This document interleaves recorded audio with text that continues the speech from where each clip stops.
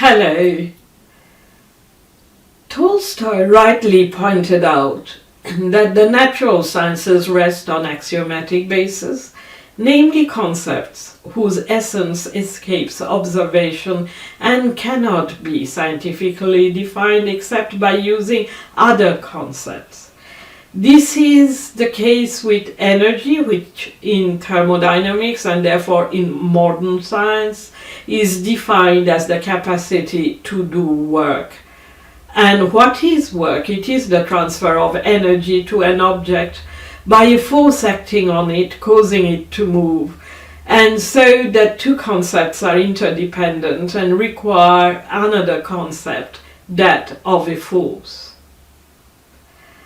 In short, all terrestrial activities, including natural processes such as photosynthesis, require energy which comes to us from the cosmos in the form of a radiation, mainly from the sun. The problem was to find a way of introducing this energy, which fuels all exchanges and sustains life, in the framework of modern science. New forms of energy cannot be introduced without shattering the central thermodynamical principle of energy conservation. We owe to the genius of geochemist Vladimir Vernadsky the definition of the most global and complex form of energy that does not contravene this principle, which he named biogeochemical energy. Solar radiation is captured and converted into free energy capable of doing work on Earth by notably living matter. Hence, biogeochemical energy manifests itself in the biosphere, that is, in the region where changes due to incoming solar radiation can occur, a concept we also owe to him in known forms of energy and consequently does not affect the law of conservation of energy.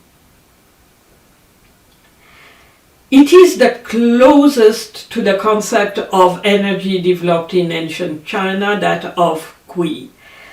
The translation of qi into English is virtually impossible. It is the life-giving energy which manifests itself severally through a dynamic equilibrium between the opposite forces yin and yang, a much broader concept than the one arising from thermodynamics, and which does not distinguish matter and energy, matter not being the dead matter of Western science, but incessantly changing and partaking of the all-pervading Tao.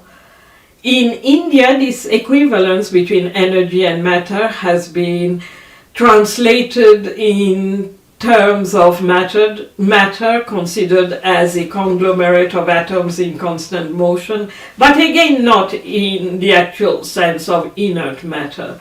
This equivalence was reformulated by Einstein in the mathematical language of modern science.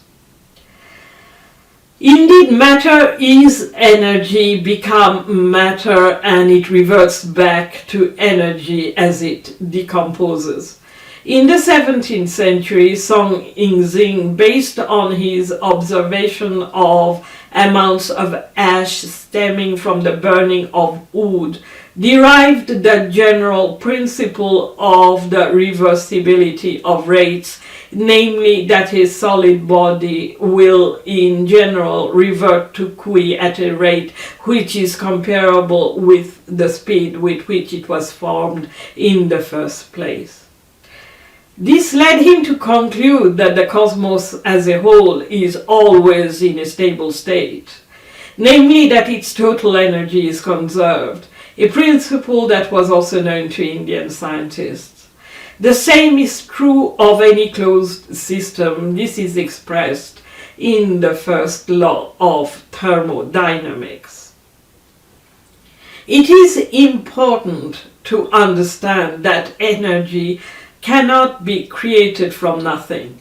The expression free energy does not mean energy created from nothing, which is impossible, but the energy present in a system that can be converted into work and which will therefore not be lost. Indeed, energy is lost during work, in other words, during the transfer of energy, including during movement, in the form of heat, resistance, friction. In physical reality, there is always interaction with the surrounding particles, which is why some of the energy is dissipated and becomes once again diffuse. As Song Ying-Xing clearly understood, once work is done, this is also the case of the energy released. So the basic problem is converting energy into work. We are only capable of using a tiny fraction of the energy that comes to us from the cosmos. The question is not to find a way of converting energy into work from nothing, but why in the 21st century are we still pursuing the impossible dream of the Middle Ages of a perpetual machine? For the above implies that perpetual motion is impossible because a system would have to generate more energy than it consumes. You need to be careful with videos on the internet that claim the opposite. They are made using tricks to fool internet users. Rather, we need to ask ourselves why this desire for an infinite quantity, or at least what seems to us to be an infinite quantity of free energy convertible into work. The amount of work a society needs, and therefore of energy, depends on its economic expectations. Until the colonial period, in our era, Asia's economic contribution to the world economy remained above 75%, China and India's share being the most significant. Their economies were flourishing. Poverty was kept under check. In China, it was tackled because it was seen as a destabilization factor. As for India, according to the economist Deepak Lal, its standard of living on average remained unparalleled and relatively high by the standards of the time. The reason for this success was that excessive personal enrichment was not the goal of life.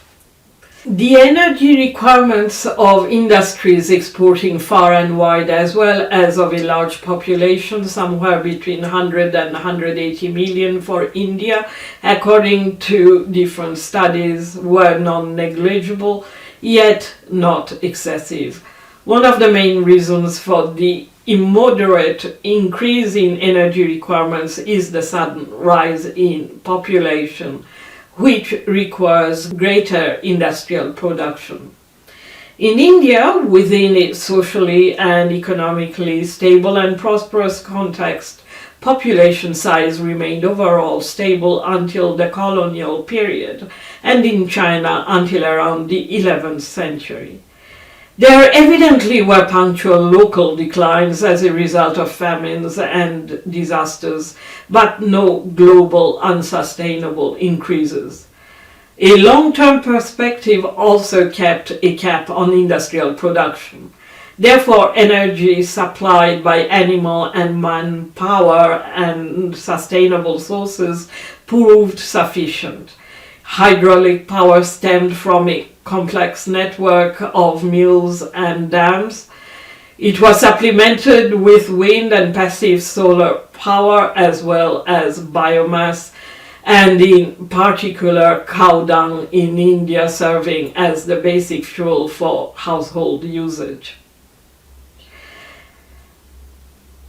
In China, the exploitation of the environment, which unlike in India remained unregulated, led to relentless deforestation and forced a search for energy sources other than wood, resulting in the use of coal. Its production between the years 850 and 1050 being comparable to that of 18th century Britain.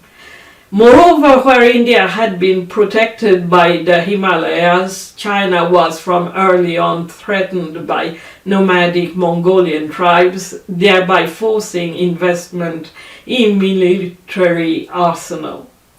Consequently, fueled by coal, what scholars consider an industrial revolution with a soaring production of iron and steel in large factories of a few hundred employees took place around the turn of the second millennium.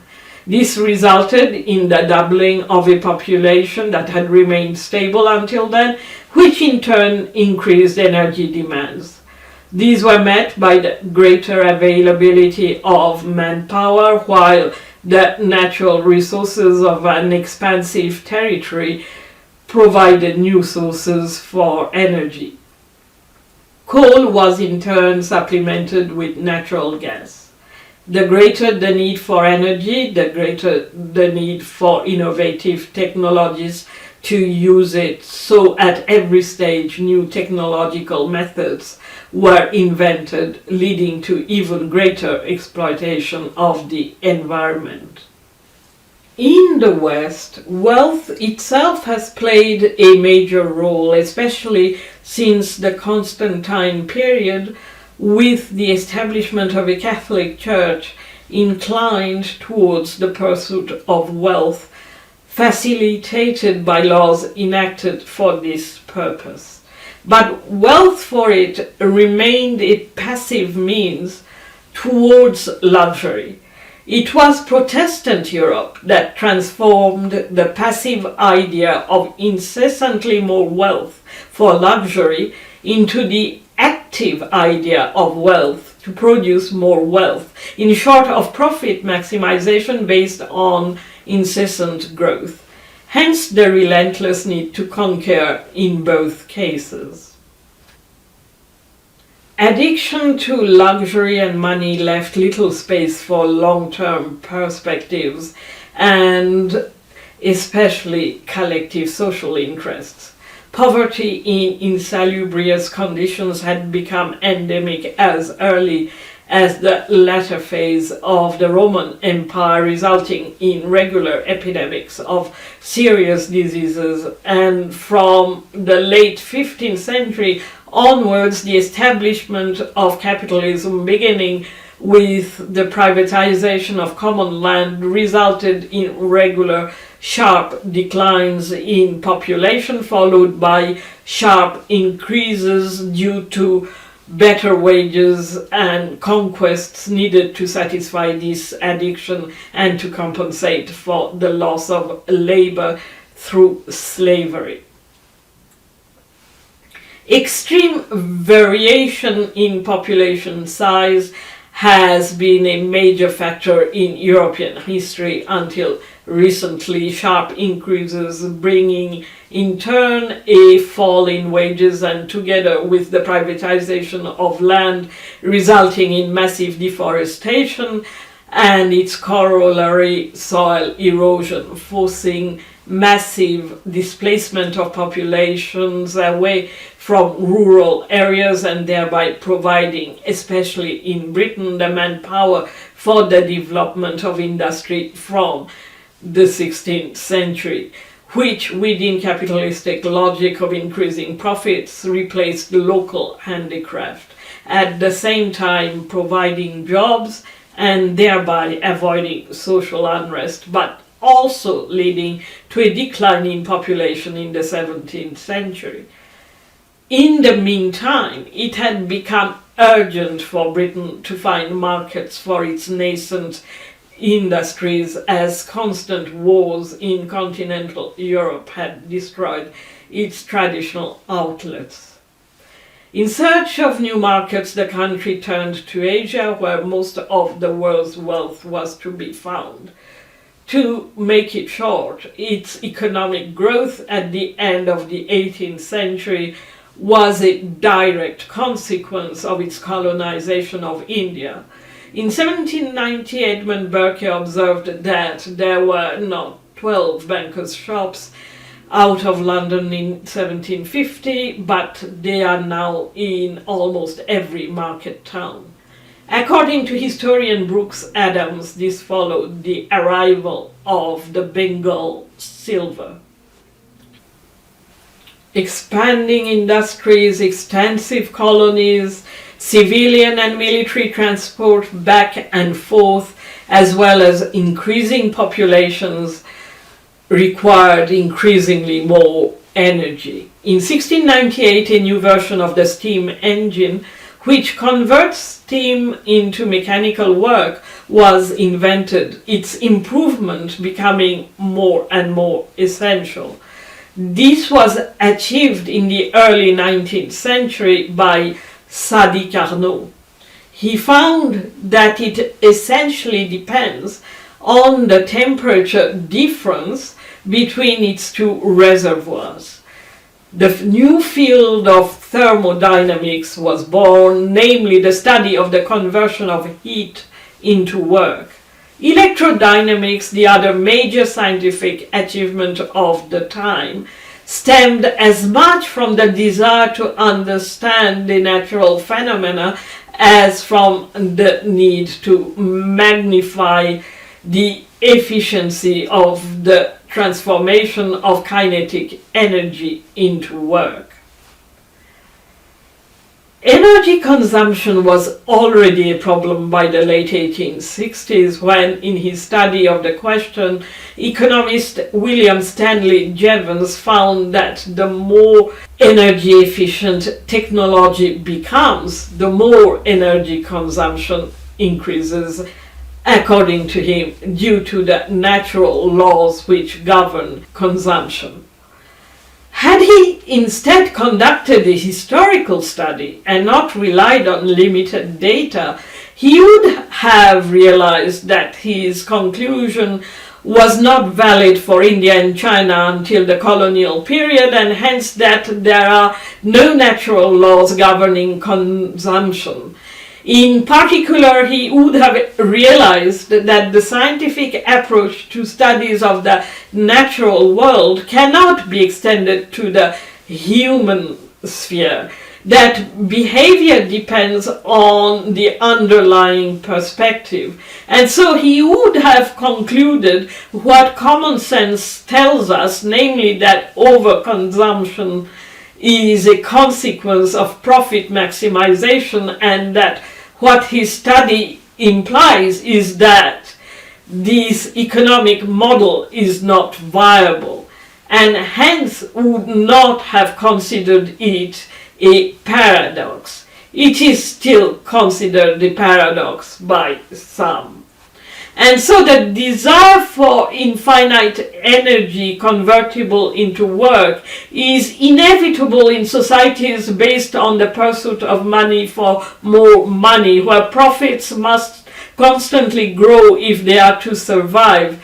And so there will inevitably come a time when they can no longer grow for lack of energy.